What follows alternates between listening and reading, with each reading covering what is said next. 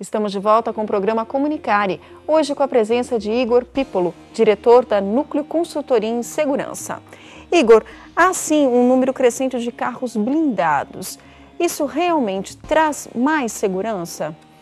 De fato, o carro blindado ele traz mais segurança, mas é preciso que a gente observe alguns detalhes importantes. Não basta apenas comprar o carro. A gente precisa entender que o carro é para transporte. Então, em algum momento eu vou parar, vou precisar sair desse carro e entrar em casa, num prédio, ou então num supermercado, onde quer que eu vá. Então, o carro ele me transporta com segurança durante o trajeto.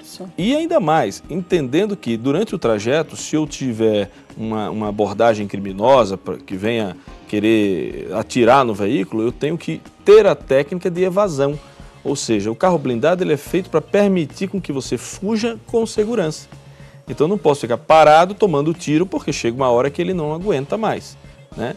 A medida padrão pela norma internacional, que é a NIJ, que é o National Institute of Justice, né, o Instituto Nacional de Justiça americano, é que num pé quadrado, ou seja, 33 centímetros por 33, ele aguente determinados disparos. São 5 disparos dentro desse quadrado de 33 por 33 no vidro. Ou pode ser também na parte opaca, que é onde fica escondido, né? A parte do carro, na lataria. A lataria. Né? Que a lataria recebe uma proteção diferente do vidro. É maior a proteção? Algumas partes é em aço balístico e outras é em tecido. Um tecido feito de aramida, é uma fibra que ela é traçada de uma forma diferente, que permite essa resistência balística.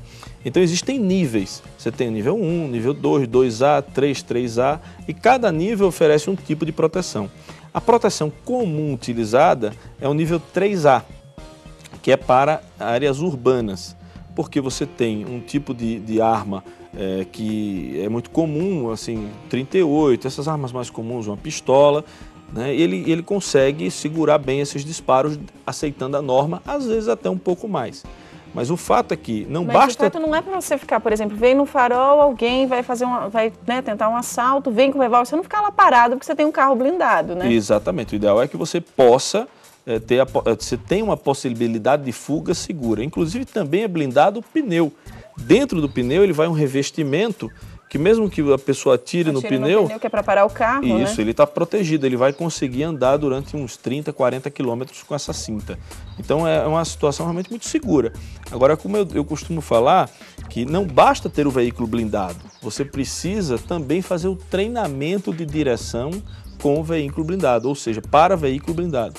Você tem que ter o veículo e aprender em que situações você pode usá-lo. O veículo blindado ele é muito mais pesado do que um outro carro, né? Já foi muito mais pesado. Hoje, as tecnologias de blindagem, elas permitem ter um acréscimo de 180 quilos no máximo. Você pega uma blindagem nível 3 para um carro de porte médio. Nossa, já melhorou bastante, né? Melhorou muito. Se você pegar um carro maior, lógico, uma Pajero, uma caminhonete, um carro assim, você vai ter um peso maior, mas com certeza ele é muito menor do que quando no início das blindagens, né? E hoje nós temos também uma fiscalização do Exército muito mais ativa, que tem um órgão específico que fiscaliza e que agora, inclusive, cobra das blindadoras uma certa equiparação no que diz respeito à garantia dos vidros e da parte opaca. Então, claro, porque o mercado de segurança... a pessoa não pode só achar que ela está protegida, né? Isso, ela tem que estar de fato, né? Exatamente, o que nós falamos no bloco anterior.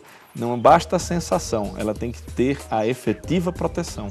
E para isso eu preciso conhecer não só os riscos, né, do meu trajeto e tudo mais, mas também conhecer o que eu tenho de proteção e como eu posso usá-la.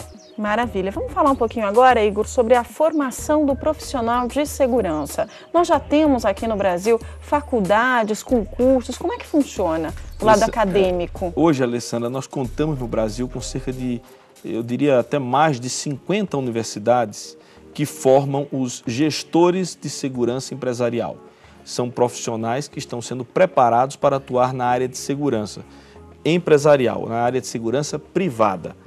É o profissional que vai trabalhar dentro de uma fábrica, de uma indústria, de um comércio, de uma loja, e ele vai tratar dos riscos que tem a ver com o negócio dessa empresa.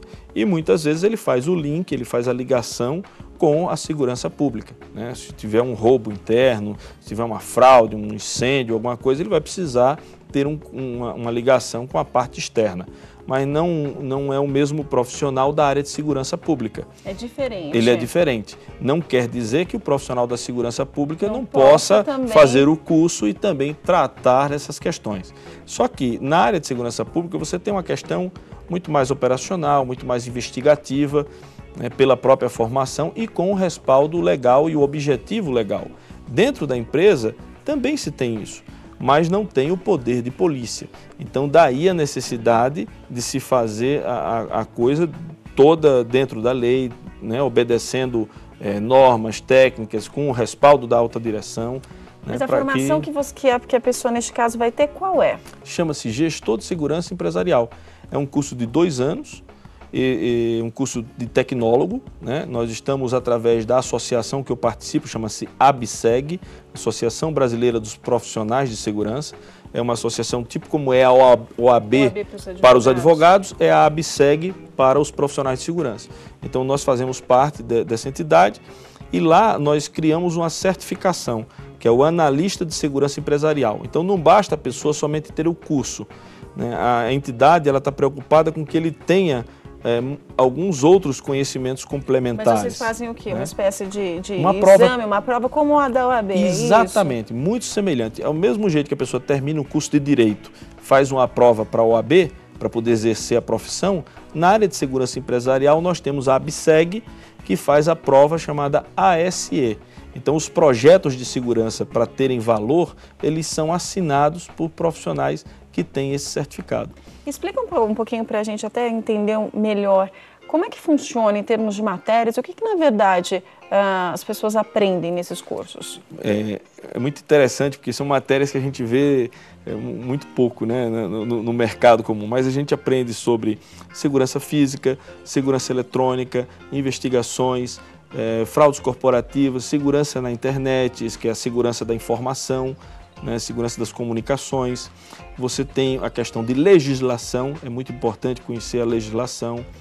Também, não só a legislação, a própria lei do Código Penal, mas também a questão da Constituição e outras leis específicas da segurança, que a mais conhecida delas é a Lei 7.102, que trata da segurança privada, e outras matérias específicas, né, de segurança que são abordadas nesse conteúdo. A parte de segurança física entra toda essa parte de proteção de muros, alambrados, especificação de tipo de corrente e tal. Então são matérias que, na verdade, você não aprende em nenhum outro curso. Você não aprende em outro curso, você só aprende bem específico, exatamente. Você só aprende no curso de gestão de segurança empresarial. Então é muito interessante, por exemplo, tem uma coisa que é muito comum hoje, uma das ferramentas novas que a gente pode até citar aqui, que é o seguinte: quando você vai contratar uma pessoa, você precisa identificar os padrões éticos dessa pessoa. Então existem hoje ferramentas, softwares, que a gente consegue, através da área de segurança, né, fazer um teste com essa pessoa e ele dá a indicação desses padrões éticos. Se a pessoa tem propensão a cometer alguma fraude, exatamente. Então é muito interessante, né, são softwares com tecnologia israelense e que eu acho que é muito importante a gente utilizar, porque, como eu disse antes, a nossa ideia é a prevenção. Então, tudo que a gente puder identificar antes de problema, né, na contratação do funcionário, na seleção do local da empresa. Para a contratação de funcionário, quando você fala, né, exatamente, que pode avaliar a parte ética de uma pessoa, né? Exatamente. E a pessoa vai trabalhar num almoxarifado, você precisa saber que essa pessoa é de inteira confiança. Claro. Então, existem funções chaves que a gente precisa ter as ferramentas adequadas e economicamente viáveis para oferecer essa segurança preventiva. Agora, você citou, entre outros temas, os crimes digitais, né, os crimes na internet. Tem como a gente se prevenir com relação a isso? E o que é considerado crime? Porque hoje as pessoas, às vezes, até cometem alguns atos, mas não sabem. As pessoas estão tendo que ter muito cuidado com essa questão de internet. Primeiro, dizer o seguinte, que um dado do FBI diz que até 2020 nós teremos algum vestígio eletrônico em 90% dos crimes. Então isso é um número muito importante. Eu estou dizendo que 90% dos crimes vai deixar algum rastro, alguma pista através de algum meio eletrônico. Então isso é muito importante. Então a polícia vai ter que mudar muito as suas características de investigação, evoluir bastante e se atualizar bastante. Agora, o que pode ser crime? Por exemplo, nós estávamos com um problema um tempo desse, em ônibus e metrô. A garota está sentada no ônibus e aí vem um cara lá com a sua telefone, que hoje a maioria dos telefones tem câmera, ele vai lá e fotografa o decote. E aí publica na internet. E ele publica na internet. Então ele está cometendo um crime que é um crime já previsto, não é só um crime eletrônico, é o crime de uso de imagem. A imagem ele pode ter para ele, mas não pode divulgar. Então se ele quiser fotografar e ele guardar aquela imagem para o bel prazer dele, ele pode. Tá certo? A menina está lá com o decote é para que todo mundo veja. Afinal de contas, ela está com decote num ambiente público, então ele vai lá e pode até fotografar. Agora, o uso indevido da imagem é que está previsto como crime. Então, tem muita coisa que já está prevista como crime e que a gente acha que não está porque é pelo meio eletrônico. Mas os advogados especialistas nessa área já afirmam, olha, a gente tem 90% já previsto em lei. O problema é que como os juízes estão interpretando isso e o enquadramento disso nos tribunais. Nós estamos com muito problema. Isso é algo novo. É novo, mas já estamos com decisões muito importantes, né? Os especialistas da área afirmam que nós estamos num caminho muito bom no Brasil, né? Que nós estamos tendo bons resultados, os juízes estão julgando de forma muito positiva e isso é bom porque você condena as pessoas e a gente começa a ter uma coibição desses crimes, que é o que a gente deseja. Como qualquer crime, né? Que você acaba condenando serve de um exemplo para as outras pessoas. Só que a gente não pode esquecer, Alessandra, o seguinte, que o acesso à internet é uma busca crescente por todos. Como identificar, na verdade, essa pessoa que cometeu? É necessário fazer um trabalho de peritagem, né? Porque todo acesso para a internet, ele deixa um rastro. Então, se você entra num computador, você vai lá, você teve que se logar, vai entrar através de um servidor, né, para poder te oferecer aquele serviço de internet e tal, um computador. Então, você tem dia, você tem hora. Quando você manda um e-mail, você tem que ter um registro. Então, tudo isso deixa rastros. Então, as pessoas, em alguns momentos, elas se sentem muito protegidas porque estão atrás de uma máquina. Mas não se engane, totalmente, porque, né? Com um bom trabalho de um perito, de uma investigação criminal, consegue-se chegar a 90% dos casos. Então, mesmo, porque a maioria das pessoas, acho que elas pensam, ninguém vai descobrir, enfim... A gente tem uma rede aí tão vasta, né? Esse é um outro detalhe que eu até mudando um pouco de assunto, mas direto com isso é o seguinte. O grande mal da sociedade é subestimar o bandido. Achar que o bandido é bobinho, achar que o bandido é trouxa. Não é. E não é. Hoje o acesso à informação permite com que as pessoas tenham conhecimento de tudo. A própria internet, como a gente está falando, você tem vídeo sobre tudo. Você entra no YouTube, você digita lá um nome com a maior facilidade e você consegue ter acesso a várias informações. Então é muito importante a gente não subestimar o bandido, não achar que ele é trouxa, né? Então isso vai já dar para a gente uma condição melhor de segurança, né? Agora, lamentavelmente, o bandido age num momento de covardia e também de surpresa. Então aí é onde a gente é pego, né? Então a gente precisa estar realmente preparado para não cair nessas armadilhas. Mas subestimar o bandido é um grande erro. É um grande erro. E quando a gente fala em segurança privada, quais são as principais atribuições que vocês fazem para a prevenção?